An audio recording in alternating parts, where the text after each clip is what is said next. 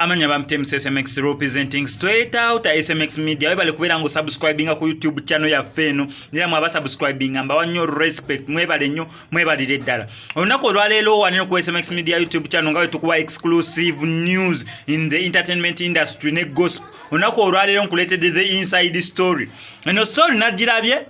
yatandika okubeera waliwo yasooka n'agingamba keno story naye ne sitagiwa nnyo attention. Then yesterday najirabyeko blog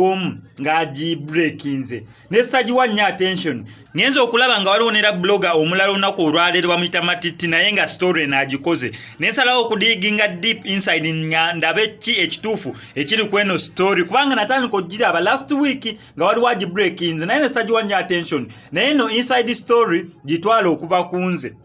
Rema ne Fiye ne The Ben oluyimba lwabwe lunene olupya Rema namakula lwana ne The Ben I'm in love kekasinze kubera kati nga ka trending ne ku social media platforms ku TikTok bona akayimba abantu bakanyumiddwa nnyo kubanga kati buli bubiri engeri kanene kye kasooka okubera nga kafulumizibwa ka Rema ne The Ben kabadde kakyaliko then Good Night Fiye ne Rickman nako ne kagenda nga ka trendinga bunene buyimba buli mu trendinga bubiri naye exclusive eri kayimba ka The Ben ne Rema namakula ekwasa ennaku eri omukyala amanyikiddwa nga Fiye Mutoni.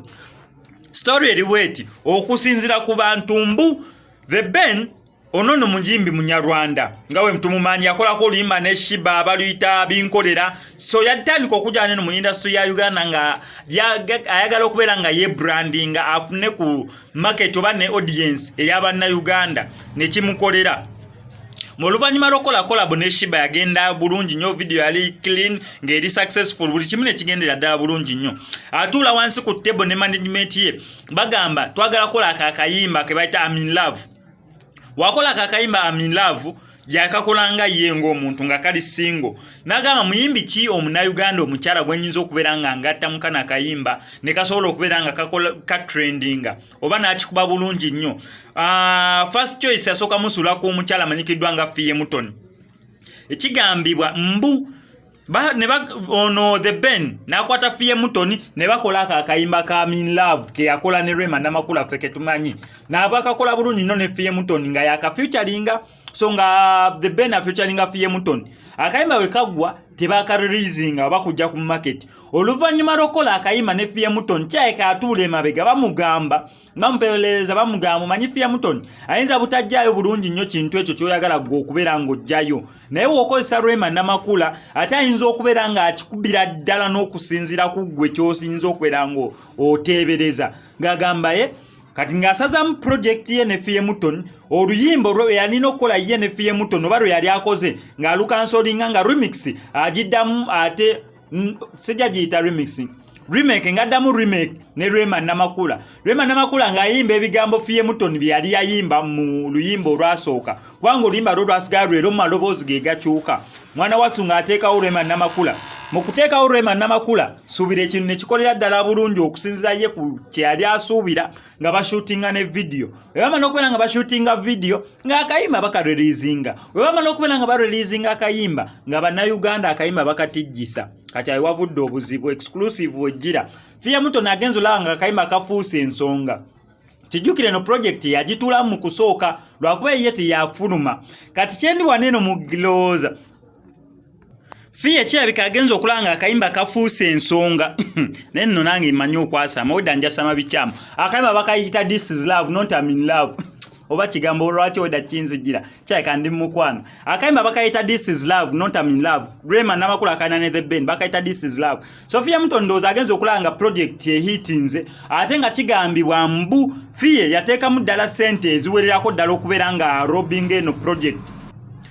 eno Fiye agendo gituulako nga amaze okubaperereza nga ne sente ataddemu kubanga tekyetaagisa mbu jasi kutuule ne bagamba waayi jja tukoleko labo n'ogira nedda mbu sente yali ataddemu ye Fiye ne management ye nga batudde bulungi nnyo ne babeera nga bateekamu sente eziwererako ddala laba ate Rema wajja naye already ataddemu sente kubanga video mukombayininga ng'abantu abiri ne muagreeinga ne mukola video nga olaba ey'akayimba ku This is love ye ne The Ben video eri clear eri nice audio eri clear ali nice kwegamba kati waliwo conflict waliwo olutalo wakati lukyali insight tenunababeera nga lubalukawo mbu oluveno wali Fiye ogende eno wa Rema namakula kati simanyi kigenda kubeera nga kiddirira exactly tugenda labanga Fiye naye afulumiza project ye that is if she has a right okulufulumya ye yakola ne The Ben original yabwe ngeri nafe no already jetwinawo endala original ye ya Rema Namakula in The Ben ye version ye tugirabyeko kati tugenda laba yo ne version endala ya Fiye nga featuring The Ben ye yakola The Ben oba se chonga already The Ben yabadde ne project yonna Fiye nako copyright ko oluyimba mbu verse yaziwandika Rema Namakula byebigambo talina bera nga abiyimba oba copyright eri wa The Ben yana choice oba ne buli rights zonna n'okubeera nga decidinga mbu gwe tula ku luno oluyimba oba gwe tolutulako gwe kwaga ku luno project gwe sigikwagalako oba tugenda laba Fiye Mutoni nga asaze okubeera nga asuwinga The Ben oba agenda suwinga mu Rema Namakula kwegamba questions nyingi nnyo zikya developinga kweno story bintu bingi nnyo byetukyalina okubeera nga tuconsideringa naye nze okusalawo nga nze SMX nandirowoozezza omanyi waliwo conflict nyingi nnyo zetujja tulaba ku bayimbi baneeno n'ennyimba mwali muwuliddeko project z'ennyimba ebbiri naye nga zikoleddwa abantu babiri ab'enjawulo naddala mba songwriters ngeze The Ben jali good songwriter kwanga ye musajja muwandiisi mulungi nnyo ezo zonna verse zayimba mu nnyimba ze yazeewandiikira sinakindi n'ayambako n'okuwandiikira baneeno abalala baba collaboratinze nabo ate ngaje kiri nti The Ben muwandiisi mulungi nnyo either nga yasalawo okubeera nga oluyimba yaluwandiika nga yalulinako rights zonna that's if oluyimba yalulinako rights zonna ali waddembe okukola kyonna kyayagadde naye wabeera nga si yalulinako rights nga ne Fiye Mutoni yalinamuko rights obanga yateekamu ssente okubeera nga eyo project bagikwasaganya ye ne The Ben twandiraba version 2 ey'oluyimba This Is Love nga woolaba version ya Rema Namakula nga version eyo mulimu The Ben n'eddoboozi lya Rema Namakula twandabayo ne version endala nga mulimu The Ben ne Fiye kubanga ekitwali tukirabyeko emirundi mingi nnyo waliwo ng'oluyimba lw'amasejjere baluyita masejjere olwa titi yakola oluyimba olwo naye okusinziira ku muwandiisi w'olwo oluyimba mbolo oluyimba lwalina kubeera lwa Grace Nakalema simanyi Nakalema yes Grace Nakalema so titi wamala okola n'oluyimba bagamba mbu yalubba na bubbi yalubbayo bubbi n'alukola ne video naye gwe obeera wali oluwuliza okukola oluyimba lwa titi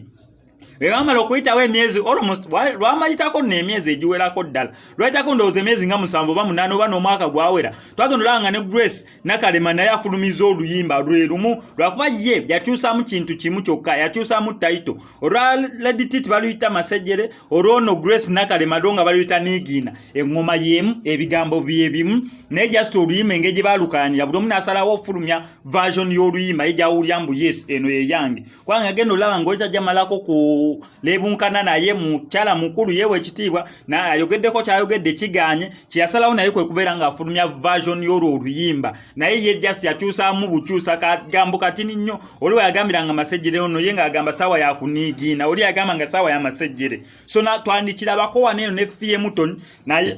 that's if nandiyagadde nnyo okuwulira ku version ya Fiye go ge mazima ebyokusaaga nga bizze wabbali version ya Rema Namakula tugiwulidde naye okuteekawo okudecidinga okulungi tugambe eddala ani yakikuba obulungi tulina sooka kubuuliza ne version ya Fiye Mutoni tugambe ddala Fiye yayimba oba sekyo nga ekintu kyabulamu then awo tujajinge tugambe yes ono yalina okubeera omutuufu okuyimba naye oluyimba oba nti yalina kubeera mutuufu kuyimba naye luyimba naye katusabye Fiye Mutoni tulabe nga luno olutawo telugenda nnyo kubanga entawo gye zeeyongera ze-affectinga industry ya Uganda wamu at large kubanga twandisuubidde okuyoka collaboration nga Fiye oba ne Rema Namakula naye kati okusinza ku bino entalotalo eziriwo so far ekyali inside story naye saawa yonna bijja kuvaayo byabike okusinza ku ssente mbu bafiye ze baateekamu okubeera nga baroblinga eno collabo so katulabe eno story yonna gye binakkira tusabe Katonda ebintu bigende bulungi bireme gendera mu lutalo nnyo luli physical lwa bigambo kwewala n'ebisigadde naye singa akayimba ka Fiye Mutoni kafuluma ne The Ben nga bafani tusobola okubeera nga tujajinga ani ali omutuufu okubeera nga akola collabo ne The Ben yalina kubeera Rema Namakula oba yalina kubeera Fiye Mutoni katulabe wajje binakulira kyonna okukola kiri simple nnyo kusubscribinga no ku SMX Media YouTube channel oleme kubeera nga omissinga story updates singa zine wano mu Uganda amanya ddoboozi sigadde nze mu SMX representing straight out SMX Media I sign out.